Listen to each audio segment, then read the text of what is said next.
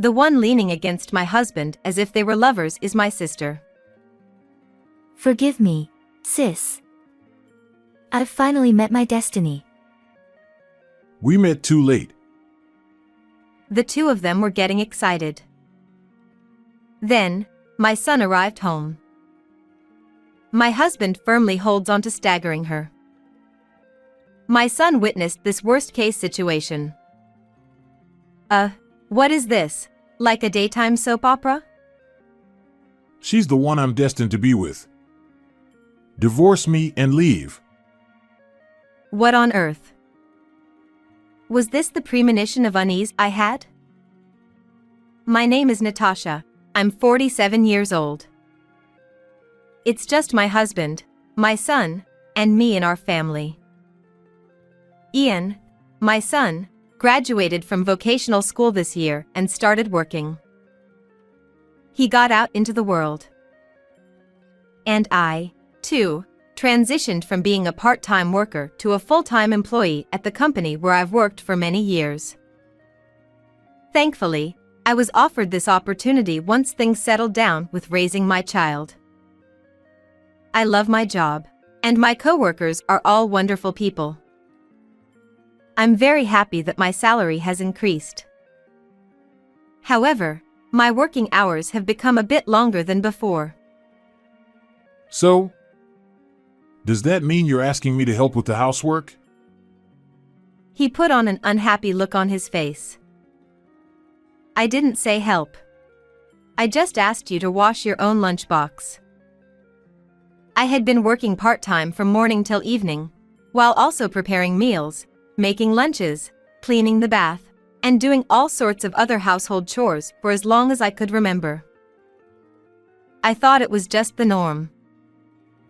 But yesterday, something struck me. After my son returned home from work, he washed his own lunchbox. It was like a bolt from the blue. Of course, that's how it should be.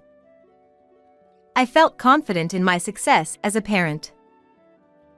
At the same time, I was shocked by the reality of having neglected my husband, who did nothing. It was my fault for doing everything for him. It can't be helped, I thought, but my son, who had lived in the same environment, washed his own lunchbox. That means it's not my fault. It's my inconsiderate husband's fault. However, kindness isn't something forced upon someone. Could you at least wash your lunchbox on days when you come home late? I said it very hesitantly and politely. And yet, despite being so humble, that discontented expression, not even a trace of kindness, let alone consideration. This person must surely think of me as some kind of maid or something.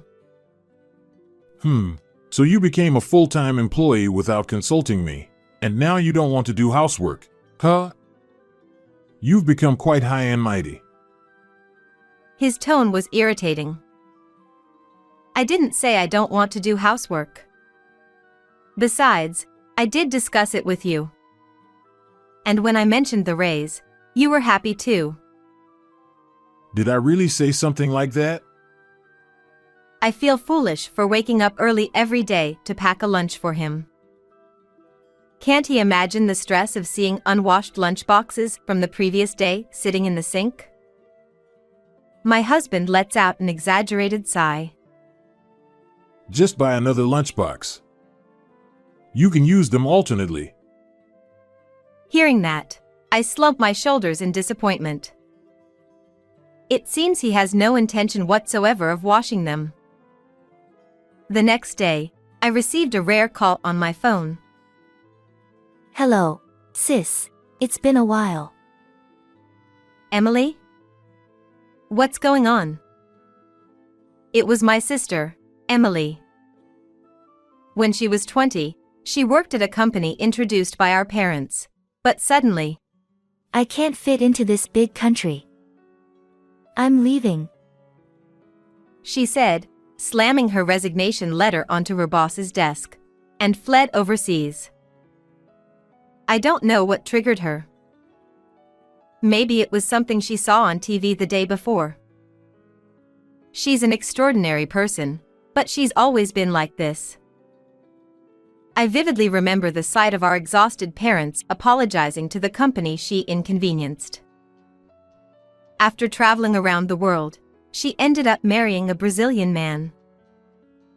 I was always amazed by her proactive and curious nature since childhood, but I never expected her to enter into an international marriage.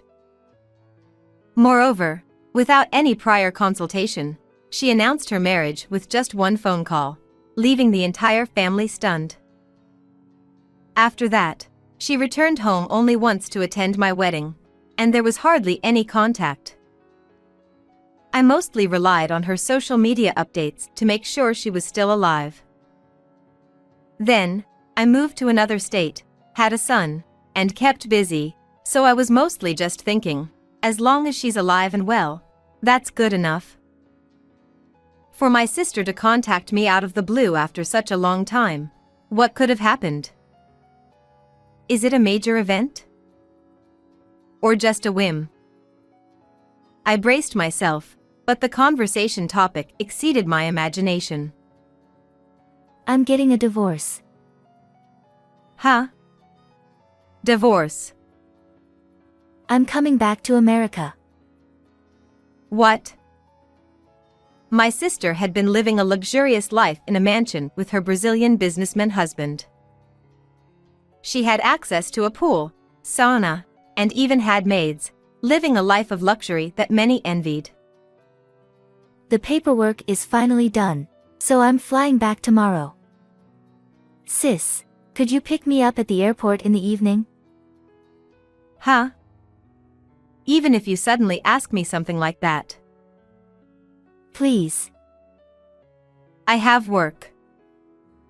Your sister is coming back home after such a long time, and you're prioritizing work?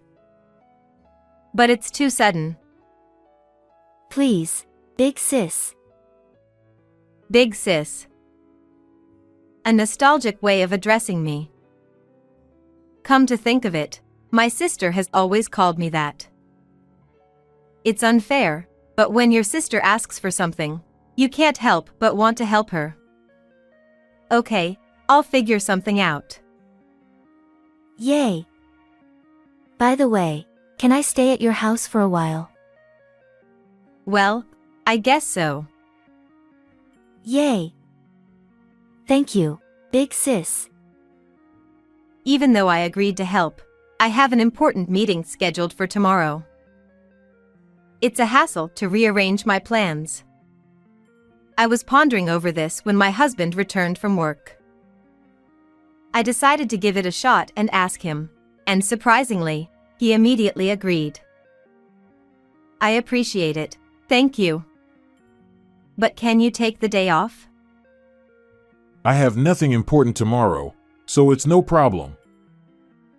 That's a relief. I was worried whether my husband remembered my sister's face since we hadn't seen her since the wedding. It'll be fine. Your sister is flashy and stands out. Though I didn't deny it, his way of putting it was harsh. I suddenly wondered if it would be okay to leave my husband and sister alone together. It's about a 1-hour drive from the airport to our home. Let's imagine it. My sister, the epitome of a party animal, causes a ruckus in the car, while my husband lectures her in a self-important manner. They're definitely not compatible. I can't shake the feeling that trouble is brewing. Hey. Please be kind to Emily. Huh? What's that supposed to mean? I'll drive safely, don't worry. That's not what I meant. Just get along, okay? I understand. I've made my point, but what is this feeling of unease? That night, my son came home and washed his lunchbox. Without a word of complaint, he also washed my husband's. As I watched him quietly, I couldn't help but think. Whoever becomes his wife will be a lucky person. it's natural to want to spend the rest of your life with the person you married. Even if it's a stubborn husband who won't even wash his own lunchbox, he's the person you chose. The words we vowed at our wedding, sharing joy and sorrow equally, weren't they a promise to be equal? We were supposed to be soulmates. We got married with confidence in our happiness. Both me and my sister were supposed to have that. How deep must the scars of divorce be? But there's no use getting depressed thinking about it. I need to change my mindset. When my sister comes back, I'll listen to her story a lot. I'll support her so she can live comfortably. What's wrong, Mom? Are you lost in thought? My son, noticing my contemplative mood, asked curiously. Come to think of it, he has never met my sister. I should talk to him beforehand so he won't be surprised by her unique personality when they meet for the first time. I thought about telling my husband too, but no matter how many times I called him, he was absorbed in his game, holed up in his room. He really is a selfish person. Hey, you know, Mom's sister is coming back from Brazil tomorrow. My son listened intently to my long story, looking intrigued. I'm looking forward to tomorrow. The next evening, I rushed out of the office on time. I bought my sister's favorite lasagna at the supermarket and hurried home. By the time dinner was ready, my husband's car, with my sister inside, had arrived. Welcome back. I went to the front door to greet her. My sister, carrying a large suitcase, and my husband, holding her shoulders. Huh? What's going on? Why is he holding her like that? On closer look, I noticed that my sister also had her arm around my husband's waist. Even though she's just returned from Brazil, this level of physical contact is too much. It's been a while. I've missed you, big sis. It seems like my sister isn't bothered by anything. Hey, why are you two so close together? I asked, feeling bewildered, and my husband responded with a look of disbelief. You're the one who told us to get along. I did, but isn't this going too far? There's nothing wrong with it. Huh? That's right, it's natural. Are you kidding? Feeling increasingly uncomfortable with their closeness, I couldn't help but feel displeased. We're not kidding. You wouldn't understand our feelings, would you? Huh?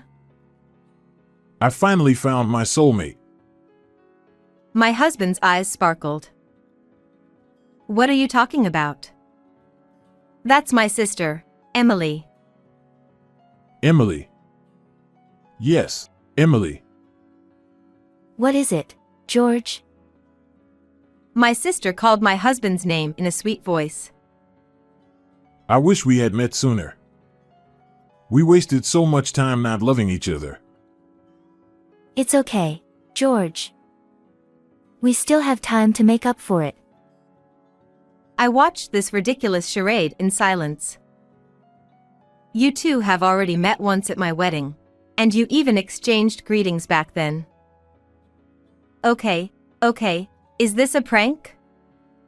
Or are you rehearsing for a musical? Can you just stop? I said it in disbelief. It's your fault in the first place. A sudden accusation. If it weren't for you, we could have met much sooner. Huh? Today, when I saw Emily shining in the crowd at the airport, it was like being struck by lightning. Me too. It was love at first sight when our eyes met. I felt weak in the knees. Seriously. I sighed. Cut it out. This is ridiculous. What? Ian will be home soon. Let's not make a scene. Are you trying to separate us? It's a total joke. How did it come to this? Come on, sis. Don't be jealous just because George chose me. I didn't even bother to respond. Just stop it already. You're right. Let's stop this nonsense. And let's start our happy future together. George, you're amazing. What am I watching here? Hey, what's going on with you two? I've been telling you, it's destiny. That's right. Could it be that these two? I suddenly realized something. Was this what my intuition was warning me about? They're both prone to strong beliefs and easily get carried away. There's a possibility they're misunderstanding something. Hey, both of you. Please, calm down and listen. Whatever you say, my mind won't change. That's not it. There's something I need to clarify. When I said that, my son came home. I'm home. My heart raced. I didn't want my son to see the two of them being so close. Thinking that, I instinctively pulled my sister's arm. Ouch. My husband firmly embraced her as she stumbled. My son witnessed this worst-case situation. Oh, what is this soap opera-like situation? Nice to meet you, Auntie. What's going on? My husband answered my son's bewildered question. Ian, did you see that? It's terrible, isn't it? See what? I can't be with a woman who does violence just because she doesn't like it. What do you mean? She's the one I'm destined to be with. You need to divorce me and leave now. I was speechless. This wasn't something to joke about. Don't worry, sis. My sister, still clinging to my husband, said triumphantly. Hearing this, my son burst into laughter. Ha ha ha. Stop it, Dad. Ha ha ha. I couldn't help but join in, unable to hold back any longer. Ah ha ha ha. Huh, Dad, what are you saying? You can't just get divorced, right? My husband, unable to understand why we were laughing, got angry. What's so funny? My sister seemed to be in a bad mood too. Your son is such a weirdo. She glared at him. Whether you're serious or not, just listen to me first. No way. Leave us alone. She covered her ears with both hands and shook her head. Like a tragic heroine. Come on, George, let's go. I don't want to be here anymore. My sister, clinging to my husband's arm, said abruptly, and they both left. My son spoke to me as I stood still. Mom, are you okay? I knew I should stop them or chase after them, but even without doing so, they would probably come back soon. However, being told to divorce and leave like that was not something I could easily forgive. Well, what should I do now? Several hours later, late into the night, my husband returned home alone. I was wondering what the first word he would say. You deceived me. He said with an angry red face. Things aren't as you told me. My son and I were dumbfounded. Deceived? Things aren't as I told? What is he talking about? It seemed like wild accusations. What I told my son last night. You probably weren't listening because you were so obsessed with your game. My sister was living a luxurious life in a mansion in Brazil. That's because she had a wealthy husband. This is my sister Emily that my husband knows. Her husband was domineering and often turned his anger on her. He was controlling and selfish, causing arguments every day. While the luxurious lifestyle was appealing, she couldn't tolerate living like that with him and chose to divorce him. Because of the prenuptial agreement stating no property division, she'll be returning home almost penniless. I found it out over the phone before returning home. I'll make him pay for my flight ticket at least. It's absurd there's no property division. Why would you agree to such terms? I was indignant, but she seemed bothered. It's done, so it's fine. Besides, prenups are common in Brazil, and the assets are in his parents' names. Actually, he has a lot of debt. I was infuriated by her careless attitude, so I persisted. Stop being so nonchalant about it and handle this properly. It's fine. Once I'm back in America, I'll catch another rich guy. I couldn't believe what she, at her age, was saying. But strangely, I found myself somewhat agreeing. It sounded like something she would say. Though, I can't believe she'd catch my own husband. Did you think Emily would come back with lots of money? I asked, seeing my husband's guilty expression. Well, after divorcing a rich husband, it's normal to assume she'd walk away with a fortune, right? But she's penniless, and it seems like she was after my earnings. My son and I exchanged cold glances at his brazen attitude. Your earnings, huh? What's with that look? Oops, I must have given him scornful eyes. Aren't you two of a kind? You were after Emily's money, weren't you? I'd rather be with Emily, who fell for me at first sight, than with a nagging, stingy wife like you. But you understand now, don't you? My husband bit down his lip. Yeah, you're right. It was a lie that she fell for me at first sight. I was over the moon. That's why you left Emily behind? I'm the one who got left behind. He burst out, dropping his shoulders. Why? Because. I don't need you to say it. I know. I sighed. That's why I told you to listen to me. You both have misunderstood. Let me tell you about my husband. My husband worked for a renowned trading company for many years, steadily climbing the ranks and receiving promotions. That's my husband George, my sister knows. About 5 years ago, he fell ill. He had caught the eye of a tyrannical boss who subjected him to harassment. Despite being promoted to department head, his smiles dwindled, his appetite lost, and he went to work every day looking visibly distressed. I couldn't bear to see him like that, so I was the one who suggested he resign. There was no need to push himself until he broke down. We could manage with some budgeting.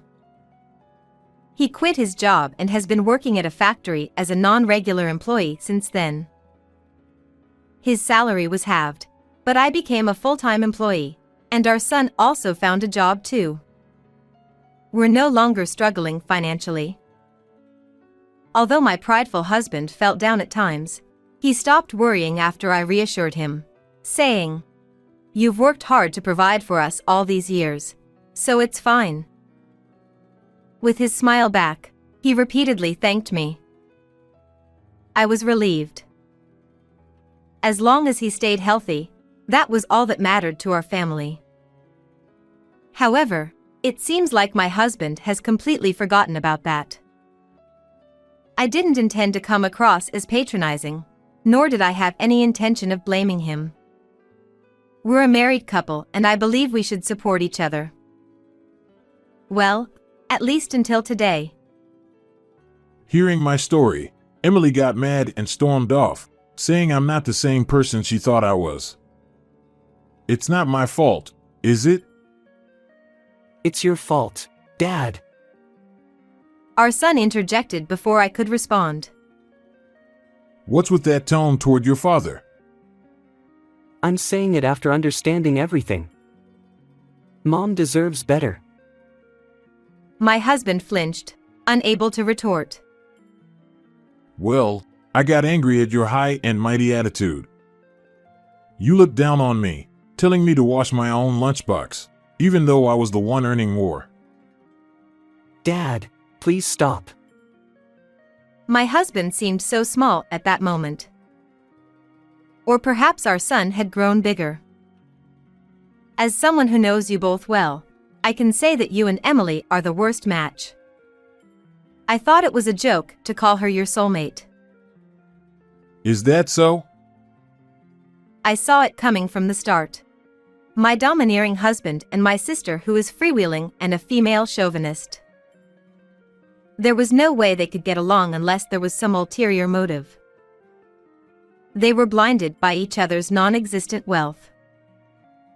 So, are we getting a divorce? No, it's just that.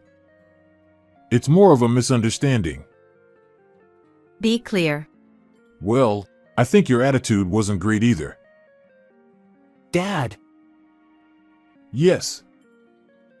My husband flinched under our son's glare, looking pathetic. It's time to make things clear. If Emily were to come back and ask you to marry her even though you're working as a non-regular employee, would you? Huh?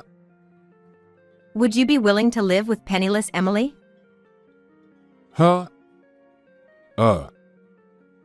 She's your soulmate, right? I looked straight at him. As his face looked paler, he slowly shook his head. I'm sorry. Hey. He's saying like that. What will you do? I called out, and awkwardly coming from the back of the room was, Huh, Emily? You're here. Yeah, I'm here. My sister stormed in, causing a scene about my husband's low-paying job after finding out about it and demanding accountability. As she was shocked by the truth, my husband came home, and she has been hiding. That's terrible, George. You were only after my money. No, weren't you too? If he were still earning a high salary, were you seriously planning to take him from our family? I asked my sister, who vehemently denied it. I'll be honest. I was desperate. What do you mean? I have no job, no friends, and I'm feeling anxious about the future. I thought if I had my sister's husband, I'd feel secure. I see. After divorcing and returning home, she must have been filled with anxiety, longing for stability as soon as possible. I'm your sister, so I couldn't possibly understand your feelings. Huh. I'm not sympathizing with you. You were about to break up a family. I'm sorry. Please forgive me. Go back to our parents' house right now. No way. I won't do that. My sister had a strained relationship with our parents. Plus, she is infamous in our hometown, making her situation even more difficult. In a small rural town, someone who fled from a company introduced by family connections wouldn't be well received. But you said you'd let me stay for a while. It's not possible. What? I can't let my sister who tries to steal my husband. It's too risky. I don't need George, who's just a non-regular employee. Anyway, Even I wouldn't have bothered if you were broke. Well, you see. I couldn't help but wonder how to deal with these immature adults. But before I could say anything, my son spoke up. I want both of you to leave right away. He said coldly, and the two of them swallowed hard at his words. Even with his gentle nature, my son's words carried an undeniable weight, instilling a sense of fear. Ian, why were you laughing so hard earlier? Did you know this was going to happen? My husband asked with a trembling voice. I laughed because I was surprised and disgusted by my own father's shallowness. My husband recoiled in fear. Even though he was smiling, the lack of amusement in my son's eyes was terrifying. Dad, you can't live without Mom, yet you dare say such things. Huh? Mom spoils you, Dad, that's why you're still alive. Do you understand? Huh? My son had seen through everything. My husband's pale face turned rapidly red. He wasn't angry. He was embarrassed. After spending so many years together, I could read him like an open book. If you understand, you should appreciate Mom. And Mom, you've been spoiling him too much. I nodded with a wry smile. It was hard to tell who the parents were here. My son is really dependable. Once again, I felt confident in my success as a parent. My apologies. Please forgive me.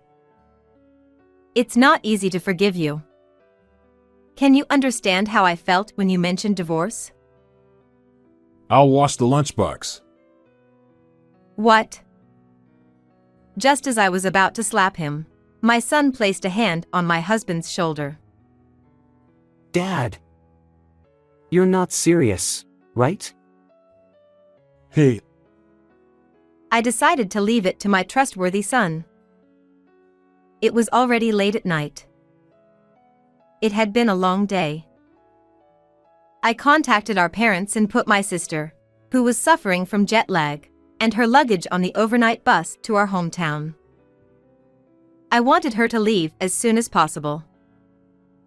Don't worry, with your cunning, you'll meet your next destined one soon enough. About a month has passed. My sister, who returned to our hometown, immediately called me. I hate living in this countryside. I want to live at your place. But that was clearly impossible, so I firmly declined. Now, she's found a job in caregiving through our parents' connections. I'm relieved, at least for now. Apparently, she had to sign a document promising not to run away again. However, after living in Brazil for so many years, she's quite naive, and plus her personality. I was worried she might cause trouble right away, but surprisingly, with her natural cheerfulness and sociability, she seems to have won over the elderly quite easily. Being popular with the elderly won't get you anywhere. Where are the rich, handsome guys? Oh, sister. You might have looked young in Brazil, but you're already 45. It's about time you realized that your chances are slim in the countryside. Relying on someone else to live is naive. You should start learning the skills to live on your own from now on. And show some gratitude to our parents, who have worried about you so much. No matter how much time passes, my husband never seems to improve at household chores. The laundry comes out wrinkled, he fails at cooking even when following recipes, and he manages to make a mess while cleaning. It's starting to wear me down. But I'm not going to go easy on him. Do it again. Enough is enough. I'm sorry. If you keep forgetting, then take notes. Don't you even know that? Yes. My goodness, Dad. You really have no sense. My husband's pride is crushed by the mocking laughter of our son. But he seems to understand his position as he endures without complaint for now. His ultimate goal is packing a lunch. Considering the color and nutritional balance and packing them neatly into the designated containers is an advanced level task among household chores. He also needs to keep track of inventory in the fridge. Once he understands the challenges of being the one who prepares meals, there's no choice but to wash the lunchbox. We made a vow, didn't we? I won't let you forget that. Joy and sorrow are to be shared equally. Yes, both work and household chores are to be divided equally. Equality is a given. Couples should support each other in life. Hey, why is she holding a ghost? My 5-year-old daughter, who had come to visit my brother's wife just after she gave birth, said this while curiously staring at the baby sleeping in my sister-in-law's arms. Isn't that Grandma over there? At my daughter's next words, my sister-in-law let out a silent scream. She quickly tossed the baby into the crib, pulled the blanket over herself, and started trembling uncontrollably. I was shocked and confused by her terrified reaction. And later, a shocking truth was revealed. Emma, my daughter, had been saying strange things since she was old enough to talk. Even when she was playing with dolls by herself, she would say, I was playing with my big sister. Or she would point at an empty spot on the street and ask, Why isn't that person using an umbrella when it's raining? I began to wonder if she had some kind of sixth sense, but since I'm terrified of ghosts and scary stories, I just brushed it off as her having an imaginary friend, just like many children do. Because of that, I never mentioned it to my brother. My brother, who is 2 years older than me, is a gentle and easygoing person. We used to play games and watch movies together when we were kids. He got married shortly after I did, tying the knot with his girlfriend at the time. However, Amy, his wife, turned out to be rather selfish and often caused trouble for those around her. She was the one who held the reins in their household, but I thought it suited my laid-back brother just fine, so I was happy for them. They also ended up living with my mom at our family home, and my brother, who travels a lot for work, was very grateful for. Sometime after my brother got married, I became pregnant with our long-awaited second child. I'm pregnant, John. Congratulations, Nancy! That means Emma's going to be a big sister. Thank you. I'm so happy. When I shared the news with my brother, he was overjoyed. But that wasn't all. Actually, Amy's pregnant too. Your child and ours will be in the same grade. To my surprise, my sister-in-law was also expecting. Wow! What an amazing coincidence! I was thrilled by the news, and my brother and I started chatting excitedly about the future. Things like the baby's gender, possible names, and daycare plans. I felt so happy thinking about the child I would soon bring into the world. However, that peaceful time didn't last long before tragedy struck. I was suddenly hit with severe abdominal pain. My husband rushed me to the hospital, but by the time we arrived, it was too late. The baby inside me had already passed away. After spending hours crying, I forced myself to make the difficult call to tell my mom, who had been so happy about my pregnancy. But no matter how many times I called, my mother's phone wouldn't connect. Growing increasingly anxious, I decided to reach out to my sister-in-law, who lived with her. Hello, Amy? It's been a while. I just have something I need to check. What is it? Amy's voice was curt, filled with irritation. I've been trying to call my mom's cell, but it's not connecting at all. Also, did you guys cancel the landline? I got a message saying it was disconnected. Yeah, there were too many telemarketers, so we got rid of it. Is something wrong with my mom? I'm worried because I can't reach her on her cell either. She said it broke. She'll get a new one eventually. Amy quickly cut me off, then added, So, what do you need? I can pass along a message. It was clear she wanted to end the call as soon as possible. So, I decided to tell my sister-in-law about the miscarriage. To my shock, she responded with a sneer and threw some appalling words at me. Were you still working your part-time job? Standing for hours on end, right? You were just being careless, weren't you? So irresponsible. What? I mean, you already have one child, so it's not like you should be that sad. There's no point in dwelling on it. You can just have another one. I was stunned by Amy's insensitivity. I couldn't understand how she could be so cruel, rubbing salt into my wounds while I was in the depths of grief over losing the life inside me. She continued, If you miscarried that quickly, the baby might have been weak anyway. Unlike you, I take good care of my body.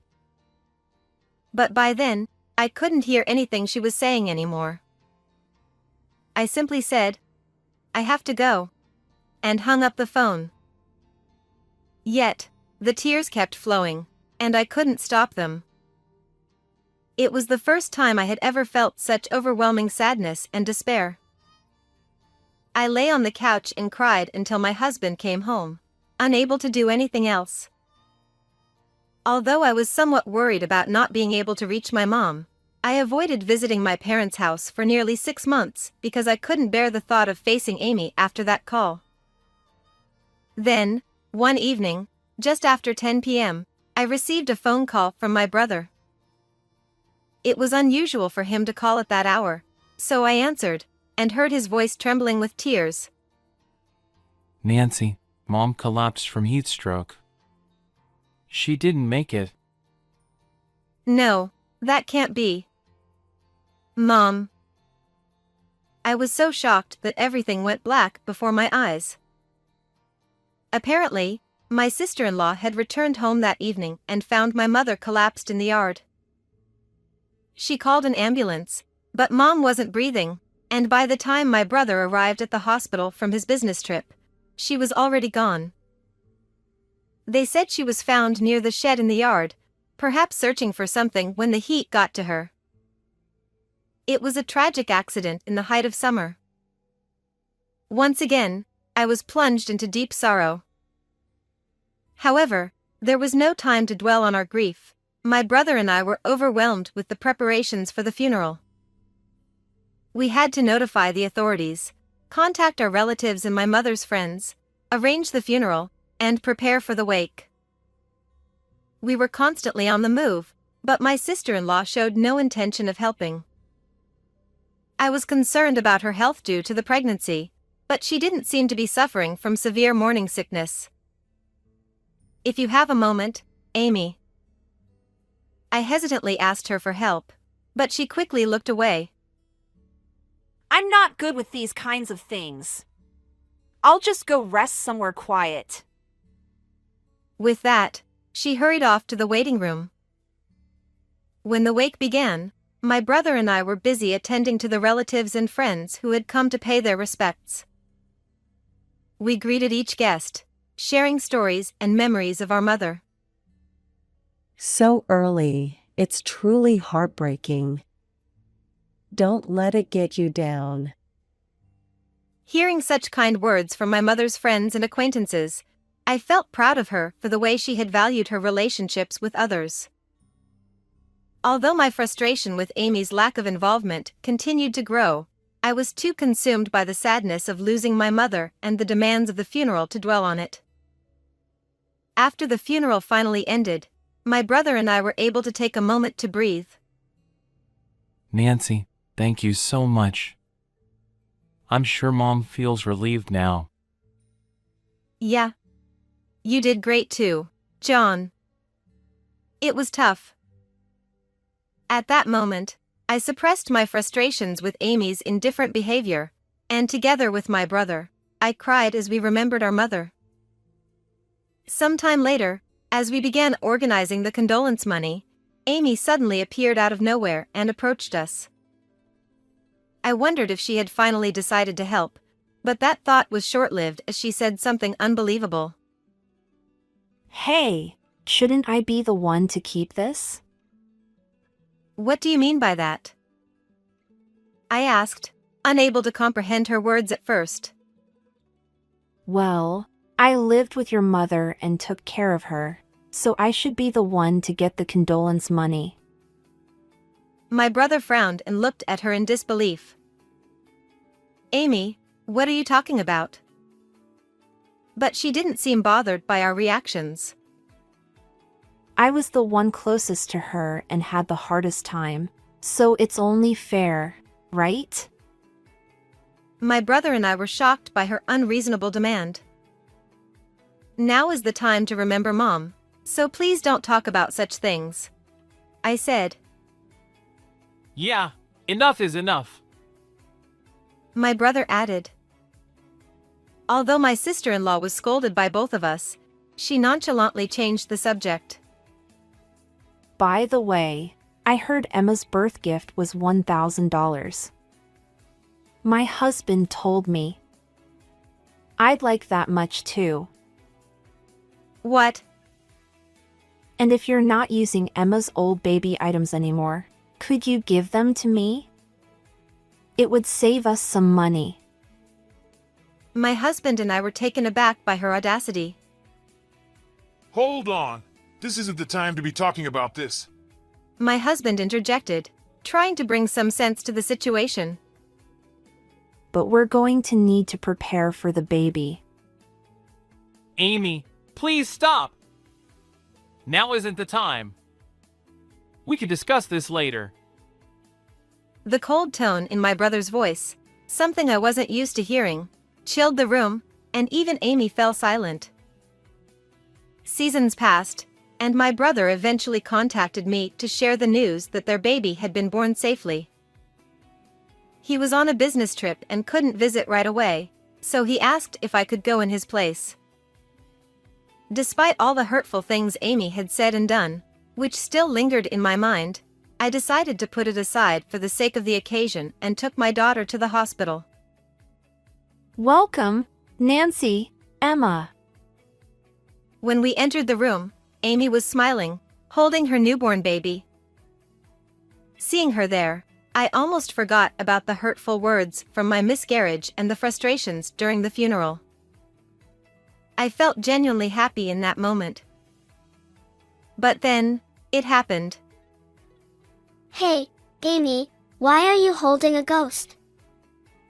My daughter tilted her head curiously and pointed at Amy. Neither Amy nor I understood what she meant and were momentarily stunned. Isn't that Grandma? When my daughter continued, Amy let out a silent scream, throwing the baby into the bassinet. Amy turned pale, trembling uncontrollably. Are you okay? What's wrong? I hurried over, placing a hand on her shoulder, but she shoved it away and pulled the blanket over herself. Please, just leave. Her voice was barely audible as she buried herself under the blanket, refusing to respond to anything else I asked. After leaving the hospital, I walked in silence, worried about my sister-in-law's strange behavior. Then, my daughter started to say something even more unbelievable.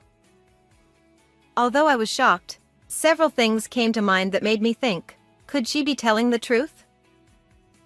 Determined to uncover the truth, I decided to visit my parents' house under the pretext of tidying up. Although I had been avoiding the house due to the grief of my miscarriage and my mother's accident, I knew I couldn't put this off any longer. When I told my brother that I wanted to sort through our mother's belongings, he said he was too busy with work to do it himself, so I took the initiative. With Amy still in the hospital, this was my chance. I used the key I had to enter the house and began opening doors and closets, slowly sorting through everything. As I was going through my mother's belongings, memories came flooding back. When I looked up at the top shelf of the closet, I noticed some cardboard boxes haphazardly stored there. Curious, I pulled one down and opened it. What? Why are these here? Inside, I found surveillance cameras, 5 of them. The number was unsettling, especially for a household. I noticed that each camera still had an SD card inside, so I decided to take them home to review the footage. I then went into my mother's room and opened the drawer of her desk. Inside, I found an old journal. My mother's diary? I opened it and found entries about Emma's growth, the day my brother brought Amy home, the death of my father from illness 20 years ago, and even some recipes. The entries were filled with warm memories, and I couldn't help but cry. Mom, you were such a kind and strong person. However, as I continued turning the pages, my attention was caught by some illustrations drawn in the margins. This drawing. It looks familiar. It resembled an illustration I had created with my mother when I was a child. As I traced back my distant memories, I realized a terrifying truth. On the day of my mother's first death anniversary, we gathered at the family home. Thank you all for being here today, I said, after exchanging memories of my mother with my relatives. Once everyone had settled, I pulled out a notebook. This is my mother's diary. Hidden within it is a message, I announced. Among the surprised relatives, Amy's eyes widened the most. What? I've seen that diary, and there's nothing special in it. She scoffed, dismissing the notion. But I calmly continued. Everyone, please take a look at the illustrations drawn in the margins of this diary. These are part of a code my mother and I created when I was a child. The relatives leaned in with curiosity. When you connect the first letters of the words in these illustrations, it spells out, "Look behind the dresser," I revealed. Amy's expression shifted to one of confusion. When I actually looked behind the dresser, I found a letter that my mother had hidden there. As the relatives expressed their shock, Amy turned pale. This letter describes how Amy made me do all the housework while keeping a constant watch on our mother to ensure she didn't slack off, I said, holding up the letter for everyone to see. The room filled with uneasy murmurs as the relatives began to understand the gravity of the situation. Despite her growing anxiety, Amy desperately tried to explain herself. That's just your mother's delusion. It's all lies to make me look bad. Maybe you forged it yourself. Amy blurted out, her voice shaking. No, this is my mother's handwriting. The handwriting matches her diary entries, and the letter includes specific dates and detailed situations, making it very credible, I countered calmly. There were many other hiding spots indicated by the illustrations, and we found more letters from my mother in various places around the house. Under the mortar in the kitchen, between large plates, inside a box of canned goods, in the rag drawer, and even in the back of the shoe cabinet. If Amy had been doing the cooking and cleaning, she would have noticed these letters. The fact that she hadn't found them supports the truth of what my mother wrote. The other letters revealed even more, how Amy had stolen my mother's pension, forced all the housework onto her, and even had an affair. She had also cut off my mother's means of communication to keep this from my brother and me, and had installed surveillance cameras throughout the house, in the yard, and at the entrance to ensure that my mother couldn't leave the house alone. Enough of this! It's all lies! What proof do you have that any of this is true? Amy shouted, her face flushed with anger. At that moment, my daughter stepped forward and stood in front of her. Grandma says Amy locked her up. She told me at the hospital too. My daughter said softly. Stop lying! Amy screamed, her voice filled with rage, as she lashed out at my daughter. But I stepped in front of her, shielding my child. Emma is not lying. Watch this video, I said, pulling out the SD card I found in the surveillance camera and playing the footage on my laptop. The content of the video was shocking. It showed my mother and Amy going to the storage shed to retrieve something. As my mother unlocked the door and began to enter, Amy suddenly shoved her inside. She then snatched the key, locked the door, and was clearly seen leaving the premises, glancing around nervously to ensure no one was watching. Our family home is in a rural area, with the nearest neighbors at some distance. It was also the height of summer, so few people would have been outside. Amy must have planned the whole incident, knowing the likelihood of being seen was minimal. Why would you do something like this? I asked, horrified. Amy muttered under her breath, her voice filled with resentment. She always nagged me whenever I came home late and insisted I help with the housework. Her tone grew more agitated, and suddenly she raised her voice. And then, somehow, she found out about my affair and threatened to tell my husband. I just wanted to teach her a lesson, that's all! I was stunned by Amy's selfishness and the flippant way she tried to justify her actions. This is the truth about how my mother died, I declared, as a heavy silence fell over the room. Everyone present was at a loss for words. Amy, with a tone of false bravado, said, I've confessed everything now, so just let it go, okay? The dead can't come back, so let's move on. Don't be ridiculous, I shouted, my voice trembling with rage. I will never forgive you. You're going to spend the rest of your life behind bars. What? Wait, you're going to call the police. No, please, don't do this. Amy cried out, collapsing to the floor as she clung desperately to my legs, sobbing.